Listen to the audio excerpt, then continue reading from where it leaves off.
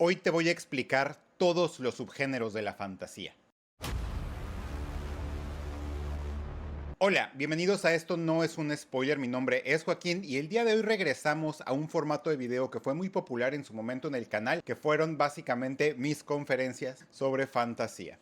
Antes que nada te recuerdo, si no te has suscrito, suscríbete en este canal. Hablamos fundamentalmente de fantasía y ciencia ficción, booktube de ciencia ficción y fantasía contemporáneo. Pero bueno, hablemos de los subgéneros de fantasía y antes de entrar en materia, les voy a decir que mucho de lo que llamamos subgéneros tiene una función puramente comercial. Mucho de la industria editorial se mueve por algo que se llama comps, es decir, comparación, y para vender los libros, generalmente pues nos metemos a hablar de tropes o nos metemos ya a hablar de un subgénero, ¿no?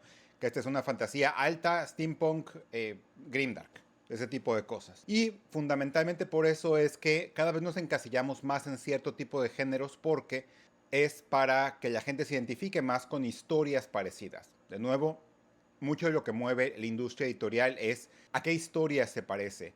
Y eso es lo que ha generado toda esta serie de casillas que tenemos. Ahora, uno puede salirse de estas casillas, pero definitivamente cuando uno quiere vender una historia va a tener que por lo menos darle un sentido para que los lectores potenciales puedan hablar y formarse un criterio de más o menos a qué se parece para darse una idea de que pertenece a un subgénero. Pero bueno, hablemos ahora sí y les voy a presentar mi arbolito acá de subgéneros de la fantasía. Esto es personal completamente, así es como yo los veo. Obviamente esto no está escrito en piedra, cada quien tendrá su opinión, pero de lo que he leído y de lo que he visto y mi experiencia leyendo fantasía básicamente me lleva a estos subgéneros que vemos por acá. Como pueden ver, hay dos ramas que salen al principio, que es portal y urbana. Que creo que esto, antes de entrar a la distinción entre fantasía alta y fantasía baja, es súper importante decir que por lo menos para fantasía urbana, una fantasía urbana puede ser alta o puede ser baja. Una fantasía urbana, saben, fundamentalmente es aquella novela de fantasía que ocurre en una ciudad. Y a lo que me refería con que una novela de fantasía urbana puede ser alta o baja, porque puede ser en un mundo contemporáneo, una ciudad real que conocemos. Los libros de Jim Butcher, de Harry Dresden, son el ejemplo perfecto de una fantasía baja urbana, pero también puede haber fantasía urbana completamente alta, es decir, que ocurre en un mundo completamente alejado del nuestro. Ejemplos claros, Las mentiras de Locke Lamora de Scott Lynch, o también el nuevo libro de Tchaikovsky de La ciudad de las últimas oportunidades. Y de otro lado tenemos la fantasía de portal. No es que la fantasía de portal y la fantasía urbana estén peleadas entre sí, pero quise poner la fantasía de portal porque una fantasía de portal rara vez es baja. Por lo general es alta porque nos da esa transición entre un mundo real y conocido y un mundo fantástico. Ahora, puede haber también, y por eso también lo quité de aquí, porque puede haber una fantasía de portal que nos lleve de alta a alta, no de una fantasía baja a una fantasía alta como Harry Potter, por ejemplo, que pasa del mundo real a un mundo fantástico, o las crónicas de Narnia, que pasan del mundo real a un mundo fantástico.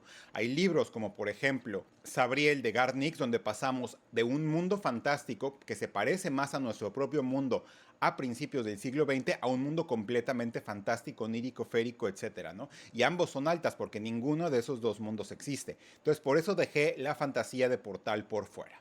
Ahora sí, vamos a poder hablar de la distinción fundamental de la fantasía, que es la diferencia entre fantasía alta y fantasía baja.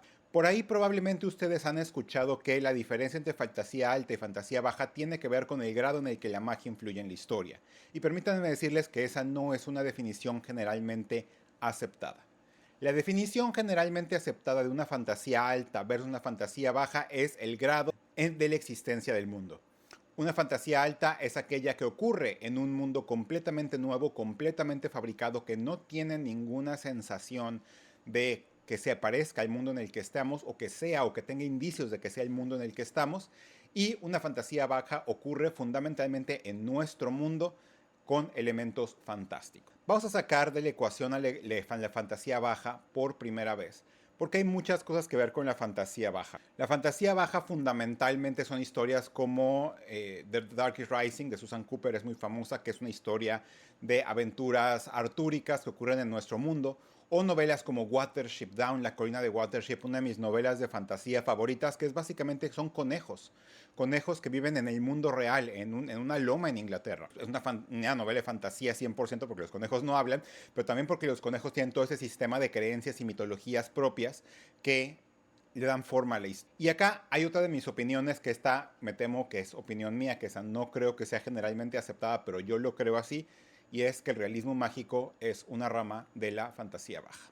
Yo sé que muchos van a venir a tundirme de palos por esto, pero al fin y al cabo el realismo mágico en muchos aspectos fue, creo, es una estrategia de marketing también, en muchos aspectos es para que escritores de ficción más literaria puedan colar elementos fantásticos en la novela sin que se les acuse de ser escritores de ficción, de género o escritores más comerciales.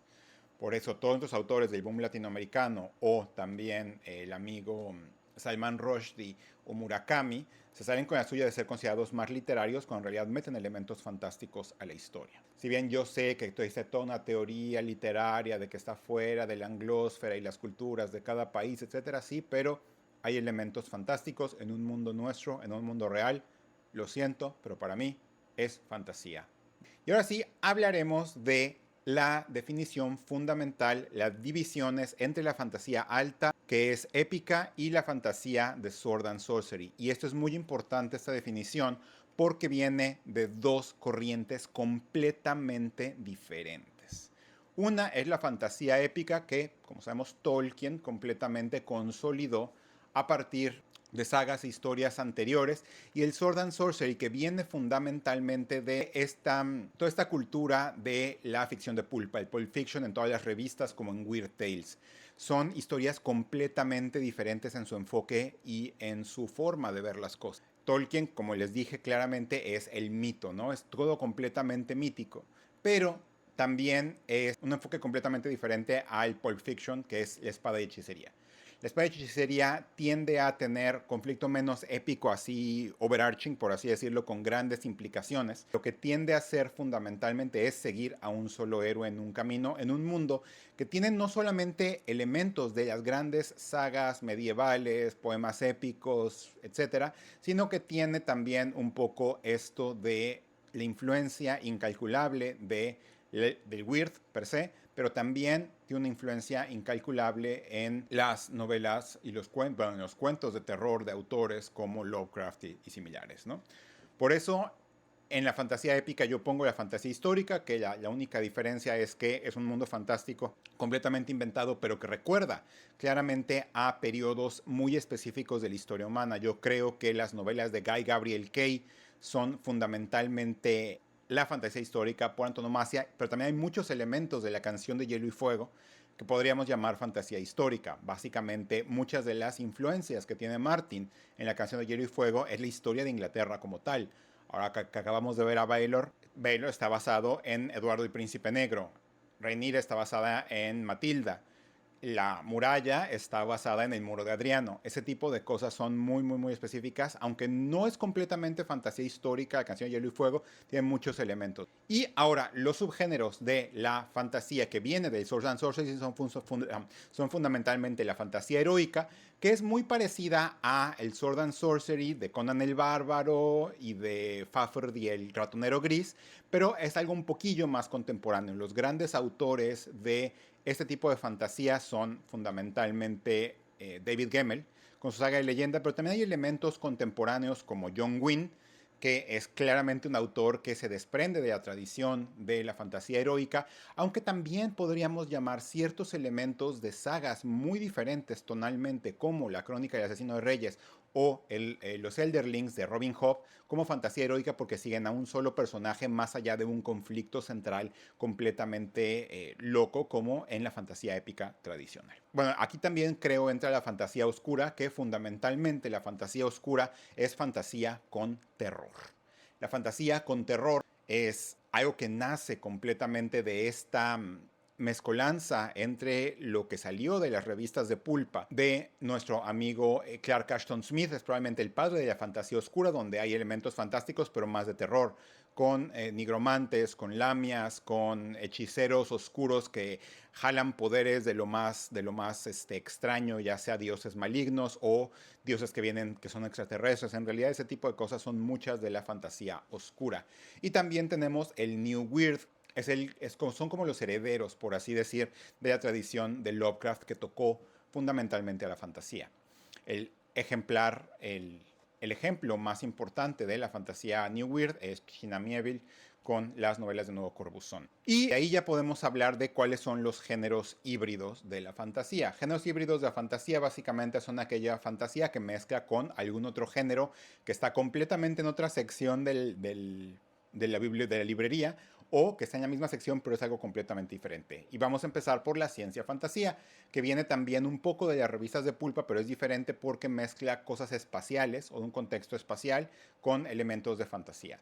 Obviamente John Carter, que hemos hablado mucho en este canal, que es el padre creativo, digamos, Edgar Rice Burroughs, de muchos de los tropos de la ciencia fantasía, vienen claramente aquí, pero también tenemos ejemplos como He-Man y los Amos del Universo, que va a regresar ahora este verano al centro de la cultura pop, porque es el ejemplo también paradigmático de la ciencia fantasía, ¿no? Básicamente que haya espadas en un contexto espacial significa que es ciencia fantasía, y podemos hablar de Star Wars, pero no quiero hablar de Star Wars ahorita. El steampunk fundamentalmente es diferente porque es este mundo alterno en el cual nos imaginamos que la máquina analítica de Charles Babbage y de Ada Lovelace Byron fue construida y por lo tanto se permite una mecanización con un nivel de tecnología base victoriano.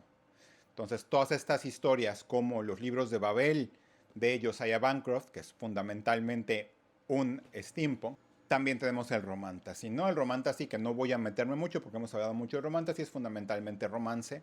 Dicen romance y fantasía en partes iguales, pero en realidad tiene la estructura forzada del romance, ¿no? Que tiene que tener al centro una relación entre dos personas, tiene que tener un final feliz. Entonces, esos son los géneros híbridos de la fantasía. Y por último, puse hasta abajo una diferencia en tono. Porque si se fijan, no hemos hablado del grimdark. El grimdark y al otro lado el cozy completamente son, no los alcanzo a meter porque uno puede ser, digamos, cualquiera de estos y ser cualquiera de los dos. Pero el grimdark y el cozy, o noble bright que ponen por ahí, pero a mí no me gusta decir esta palabra noble bright porque en realidad es más la forma de llamar a la fantasía normal, de bien contra mal. La diferencia es el grado de cinismo del mundo, ¿no? Hay muchos tipos de oscuridad y cinismo en el mundo. El de Martin, como hemos hablado muchas veces, es un cinismo más institucional, que decir que la gente es mala porque las leyes, las normas, la cultura del país, la geografía del país los han hecho así. Pero Abercrombie, por otro lado, y en su momento también Glenn Cook que jala de la fantasía oscura la tradición grimdark, es más por un cinismo moral, es decir, es fundamentalmente malo el hombre y siempre estamos condenados por este nihilismo de que nada importa, nada vale, a la violencia. Y por otro lado tenemos el cozy, que a mí muchas veces ciertos autores que han exageraron con el grimdark generaron una reacción bastante brutal, en el cual en el cozy escribieron historias donde no pasa absolutamente nada de consecuencia, es decir, son los famosos low stakes, ¿no? Bajas implicaciones, no hay gran conflicto. El conflicto mayor es abrir una cafetería, el café de las leyendas fundamentalmente, pero también novelas como La casa en el mar más azul son novelas que son para arropar el corazoncito sin generarnos tanto estrés, que tampoco me gusta tanto eso, ¿no? Yo a veces digo que tengo una reacción moral en contra de la moralidad intrínseca del grimdark, pero al mismo tiempo no me gusta el cozy demasiado porque me parece exageradamente meloso, muy edulcorado, demasiado sacarino, ese tipo de cosas que es lo que no me gusta del cozy. Pero bueno, estos son fundamentalmente los géneros de la fantasía explicados, así como los veo. Cuéntenme cuál de estos subgéneros es para ustedes su favorito, cuál es el que les gusta más, cuál es el que ustedes disfrutan más leer y cuál es aquel que no les entra porque no les gusta. Pero no se les olvide comentar, suscribirse, darme la manita arriba, darme like y nos estamos viendo en la próxima. Muchísimas gracias.